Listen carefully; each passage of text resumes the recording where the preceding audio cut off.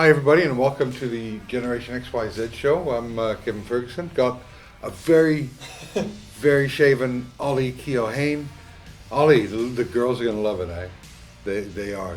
My girlfriend loves it, so that's the one that matters. Oh my. Did you just say that? Of course it's going to matter. But, I mean... My mom loves it as well. Yeah. I think my mom and dad have been lobbying for a haircut for a while, so... Look, I even thought of scalping you once. Just giving you some of that, just giving you some of that chloroform and put you down and just shaving it back, But, you got to make your own mistakes. Let's get into... The last month in the Premier League has been, as it always is this time of the year, incredibly bombastic. Games coming and coming and coming. And a lot can happen in a month that changes positions. You can't win it at this time of year, but you kind of can lose it. What do you think, Shakes? No, you're definitely right. You can't win it as yet. And as much as we're in January, it's not the halfway point yet because teams haven't played 19 games each as yet. But I can tell you what, it's a very interesting season in the sense of there are teams that probably, there's opportunities there for teams. I think there's an opportunity for Villa to probably even finish in European places. There's an opportunity for Southampton to maybe even get, I can't believe I'm saying this, probably even get top four. They're not far off from it. And Manchester United, I think they're in a bit of a form that just what if they win the league? It could happen. It could happen. They level on points with Liverpool. They're a game in hand, and City's got 2 games in hand. So, and they 4 points behind both Liverpool and Manchester United. So, I think it's been a crazy season because of no preseason and COVID cases. What's happening with some teams? But someone can actually grab something that is maybe what they didn't plan to get, but it's there for the taking. Yeah, I think that's Ollie. What do you think, man? Yeah, I think if you look at the schedule, things are going to get stranger and stranger before they return to any kind of normality. Like it was promising that, okay, we've got a few fans back in stadiums and stuff. Sort of into the 10th match day, you're like, okay, scores are leveling out, things are looking normal, and then a few match days later, you're seeing these like absurd scores again. You're seeing Liverpool now drop, points in their last 3 games against like bottom of the table sides.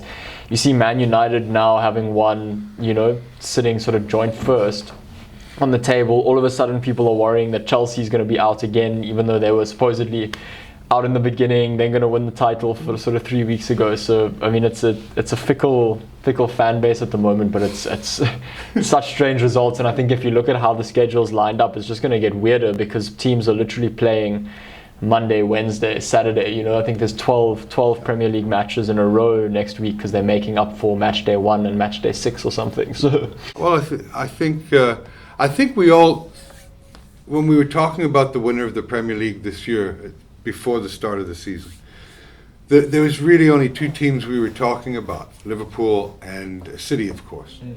And I think we all picked Liverpool. Yeah. If I'm not wrong, but I think we all picked Liverpool. And,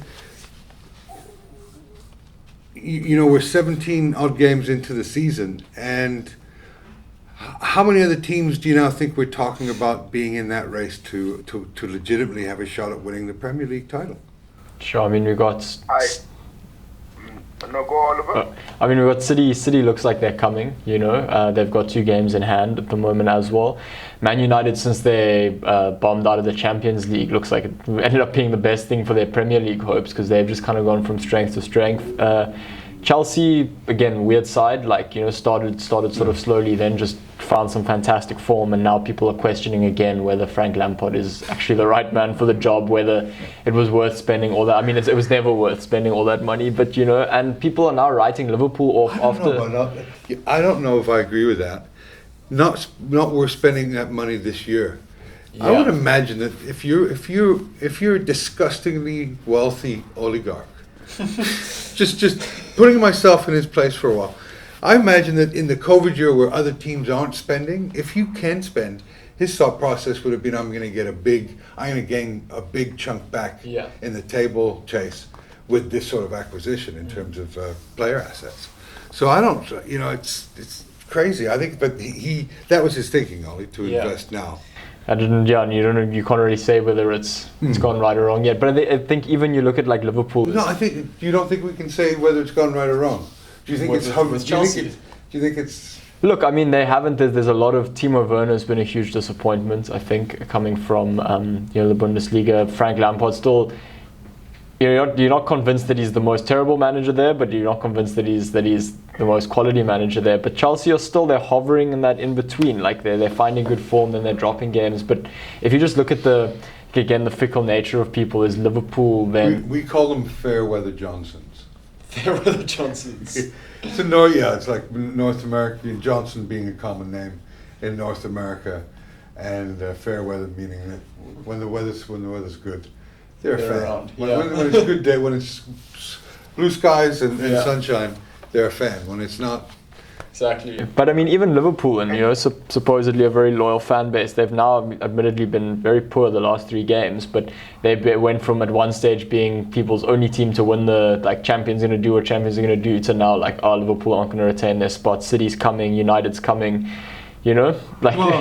So, like you said, Kevin, you mentioned at the start of the season, people were talking about Liverpool or Man City having to win the league. I still do think Liverpool are favorites for me personally, but man alive, they've shown some vulnerability, and I think even with Klopp coming out and saying that Manchester United have had more penalties than Liverpool's had since he came to. Well, they've had more penalties than Liverpool since all has come to Manchester United. I think he's starting to show that he is rattled and he is scared. I think City too, they're going about their business quietly. Nobody is seeing it. But I have to also say... Well, what in God's name has happened to do this? I mean, are the amount of penalties that they're getting, I don't believe in conspiracy theories, but are they getting just the better rub of the... That's my take on them in Liverpool this year is like, one, I did say, and I think we can find the tape, where I said Liverpool will not win the Premier League this year. This was about a month ago, I think. Yeah. 6 weeks ago. And go back and watch it if you actually give a toss. How is it that what's happened to Man United to make them, for all intents and purposes, top of the table at the 2 games before the halfway mark? Yeah, that's a very interesting question, because they got knocked out of the Champions League in the group stages, and then from there on, their form has suddenly changed. They're a different side now, and they're playing really well. And Bruno Fernandes is very key. I think I've been very impressed with him and his performances in the last month. He's like the master key. He's world class, man. I really do believe he's world class. He knows how to find players, and the players perform. Now, all of a sudden, Pogba's also performing really well as well, So I have to give it to Ole Gunnar Solskjaer. I have to give him a lot of credit. And I think if they wanted to ruin the top 2 party between Liverpool and Manchester City, I think they can do it, But I'm waiting to see how do they cope with the Premier League when Europa League comes around and they have to play Thursday, Sunday. I'm waiting to see how do they cope with that. I think it's still early. It's only 16 games played. It's not the halfway stage yet, but Ole Gunnar Solskjaer's found a formula that's working. It's working at this time. Yeah, look, you make some good points, and I mean it's amazing. Like I said, what a month does in football, especially when we've got 7 points separating first from 7. Yeah. It's insane the competitiveness this year. Do you see any recourse for Leeds? That the consortium that owns the San Francisco 49ers have invested 25 up their shareholding in Leeds from 10% to 15%, and they weren't going to do it in this COVID year, so they have reached out. So do you reckon this transfer market they'll be looking to get a few more names? Nothing big. I think just. If there's an opportunity there, they'll take it. But they haven't been bad this year. Yeah. Bielsa's not the sort of guy, I think, that inherits good players and does magic with them. He's the sort of player. He's the sort of coach that builds a team, and they're better than the sum of their parts is better than the individual talent on it. You know, he makes players. Yeah. He doesn't. You know, he doesn't develop players. At least that's my opinion, anyway. That's a good point. I think that's a very good point that you mentioned, Kevin, that you guys didn't, well, Leeds United didn't buy that much. And I think people, there's been a lot of talk about he must change his style of play because of how many goals he concedes and all that stuff. And I just think that people forget that these are championship players. But we didn't know if Bamford we didn't know if Bamford could score in training in the Premier League. I mean, it's that was the news doing the round in Leeds all summer. That we had to sign another striker, notable striker. The what if thing. Exactly. And what if?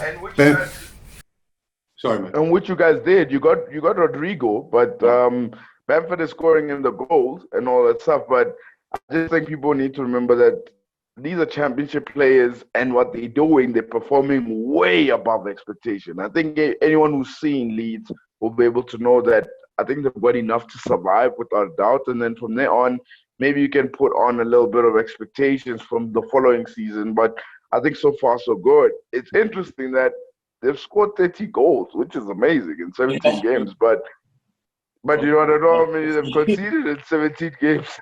Look, I mean, it's so great to be watching your team every week. The only time in I have 16 years, you might, I think in 16 years I might have seen half the games I would watch with Leeds United in one season on TV.